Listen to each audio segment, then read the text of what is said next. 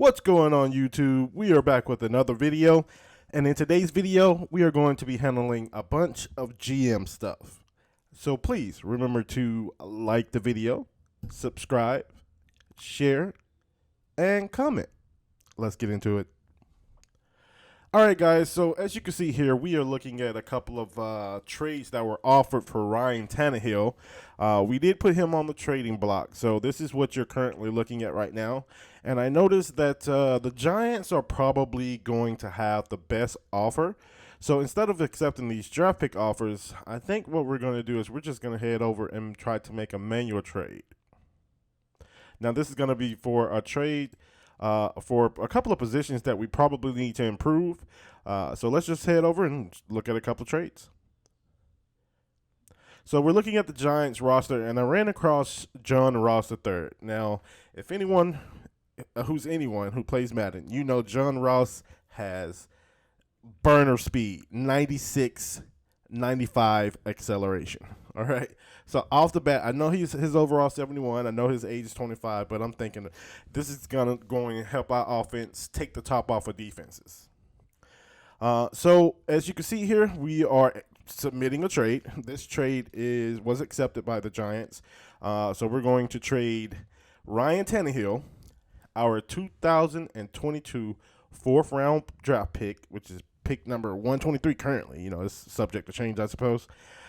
And in return, we're going to get John Ross III, right guard, Mike Glowinski, 80 overall, and their 2022 first round pick. Yep, we managed to get a first round pick out of there. We had to get up before us. They weren't going to give it up without that fourth, but I also wanted the positions as well. So I think it's pretty good value. We get a fourth round pick to bring in value for giving up our fourth round.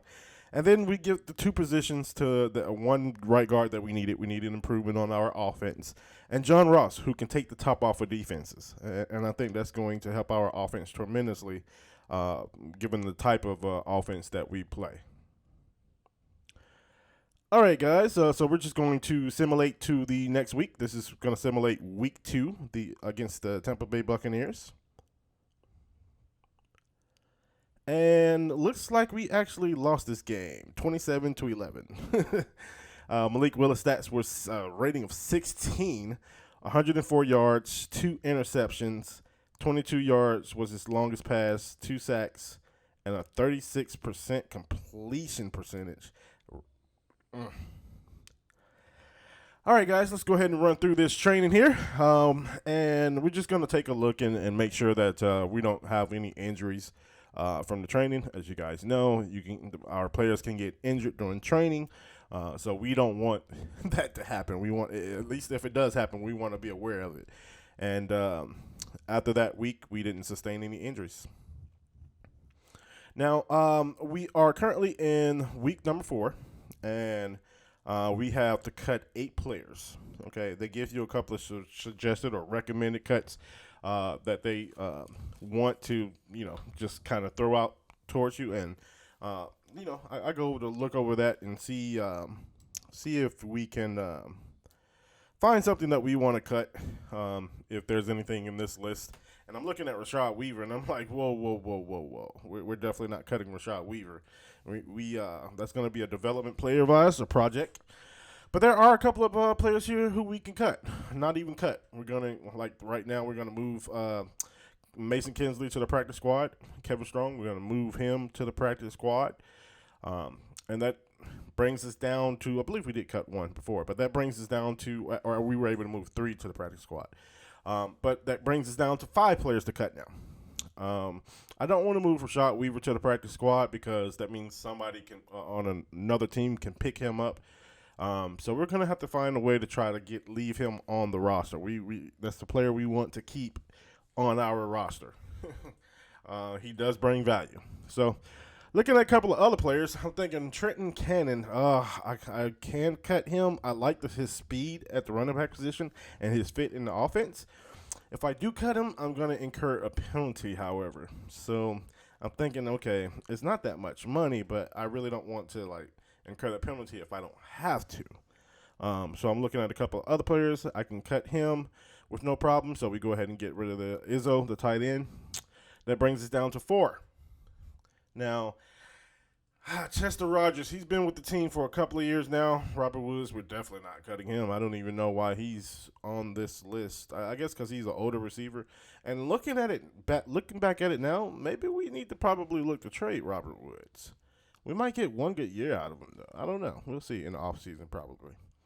But yeah, I don't really like anybody from this list. So I don't know if I want to cut anybody here. I have a couple of ideas, but I'm thinking let's go to the big roster because I don't want to incur that penalty if I don't have to. But I did go ahead and get rid of him despite the cap penalty. So, but we still got 2 or 3. I missed it, but we still got 2 or 3 cuts to make.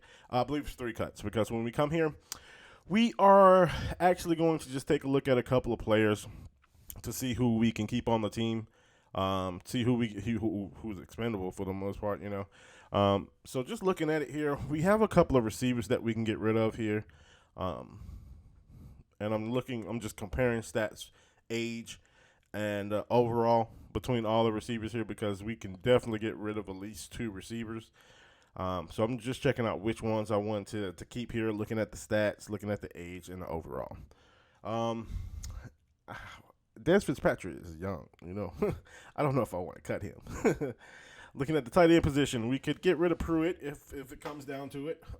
But I mean that's an option. The rest of the tight ends we're not going to get rid of. Austin Hooper we just got. He's 26 years old.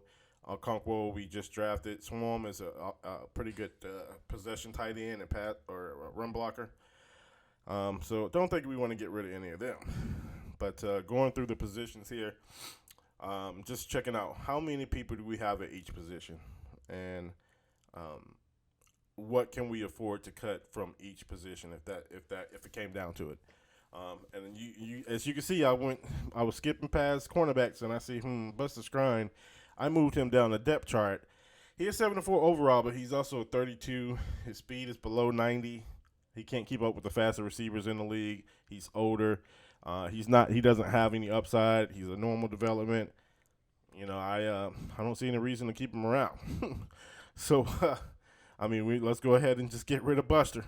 So that brings us down to 2. So we know we're going to get rid of 2 receivers, which is going to be Chester Rogers. He's been with the team for quite some time now. It's hard to say goodbye, but got to let him go. Josh Malone's the 3rd one. He's a 25, 67 overall. And he actually had pretty decent speed, but compared to the other receivers that we have, we didn't really want to, release any of those. I wanted to keep the young guys around. We can develop those guys. So we move on to our talent tree. As you can see, we got 16 available staff points, and we might as well go ahead and use them. And so I'm pretty much just checking out what can I spend 16 staff points on, because to my knowledge, there's a couple of 10s out there and a couple of 20s. So what can I exactly spend this on? Now, the ultimate goal here is to get to where we can unlock multiple focus player slots. So I started to look through all the skill tree here so that I can try to locate where that particular skill is. So I'm checking out the cost of a couple of different ones, checking out what they are, and looking to see if there's anything else that we probably want to get or just focus on the ultimate skill, which is the unlocking the focus players. So right now I'm just going through looking for that, and I couldn't really find it. And I know it said it was under the head coach, so I'm like, okay, well, I don't see it anywhere. But one thing that I realized is that I was looking on the player growth. I haven't looked on the staff modifications yet. So once I go to staff modifications, we find it. After school tutoring, where we can unlock additional focus players. Now, a lot of people may say, well, why do you need that? You know what I'm saying? It only gives you an extra 300, and, it's probably not worth just throwing skill points away just to try to get that. But when you're extra focusing on the player, it gets their overall up. They get more overall points throughout the year, and if they're performing good at the same time, you might get a development upgrade. That's an automatic boost compared to where they were last year. So it's a big leap from year to year.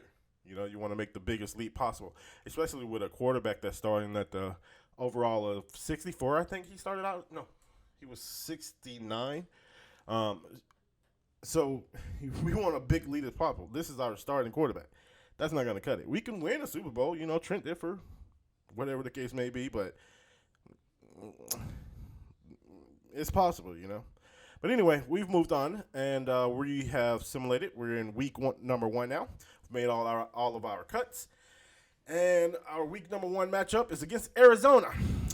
As you can see here, we're choosing the draft class. I was thinking about doing the download from a Madden share and bringing in a draft class that's like the upcoming draft class. I think it would be 2023 draft class. But I don't think that there's one out there. And if there is one out there, I didn't want to have to deal with their specific ratings, you know, their interpretation of the ratings. So I decided to just generate the rookies for this upcoming offseason. And then we move on to prospects. Now, again, I've told you this before, guys. I am, like, not at all used to, like, the prospects part of this dynasty stuff. I've never done it before. You know, I don't recall ever. I think I've ran one franchise before, but I don't recall having to do any scouting on there. So I don't know why, but this is brand new to me. So I'm just going over looking through what's all here. You can't really do like pick players that scouted, but I noticed that you can add them to your favorites. So I figure, okay, well, let's just go through, let's stay all regions, and let's go through each position that we're going to be looking to draft from. You know, I guess you would say our team needs. Now, the game may list different team needs than what I would consider would be team needs.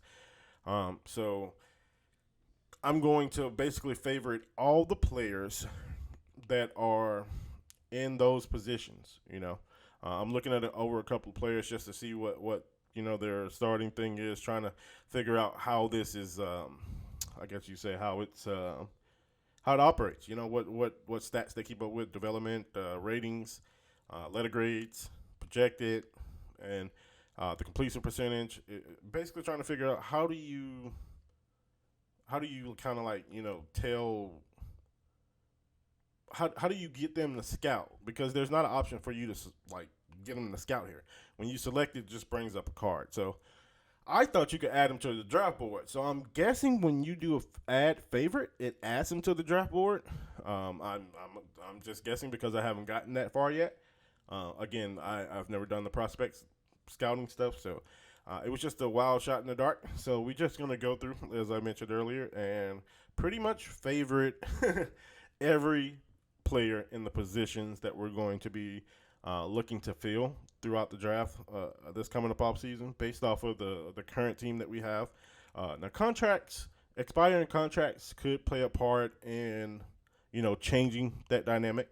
Whoever leaves or you know denies our re-sign at the end of the year or throughout the year, you know, then okay, we may need to fill this position. We haven't got to the part to where we could see negotiations yet, but yeah.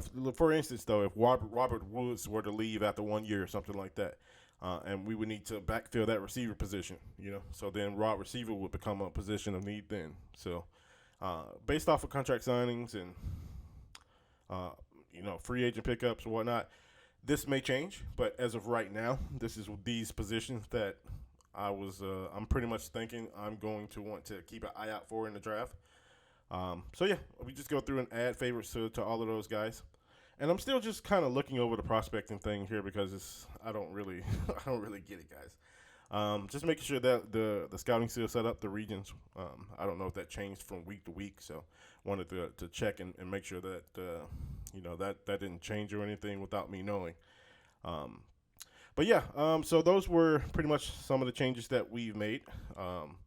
And a couple of other changes we need to make is I need to determine if I want to trade Robert Woods. I think I'm gonna, you know, play a couple of games with him first, and then figure out if, you know, he fits into the offense. If we want to continue to go forth, or if we want to look to trade him before the trade deadline. Same thing with Bud Dupree. I need to see those guys play. Bud Dupree, I know for a fact he's on the decline. So we might as well get rid of him while he has trade value. You know, be smart there. We may get one, possibly 2 good years out of him, but for the most part, we might need to get rid of him. And as we can see here, John Ross, the receiver we just picked up, suffered a back strain during practice, which means he's going to be out this week against the Cardinals, against the high-power Cardinals. And we needed that ability to take the top off of defenses. Now, Derrick Henry, you can pound away with Derrick Henry, but if you can't take the top off of defenses, they're just going to come down. Press release. Man, you got to be able to take the top off. But anyway, that's going to do it, guys. I hope you enjoyed that. Please remember to like the video, subscribe, share, and comment. And I'll see you guys in the next one. Peace.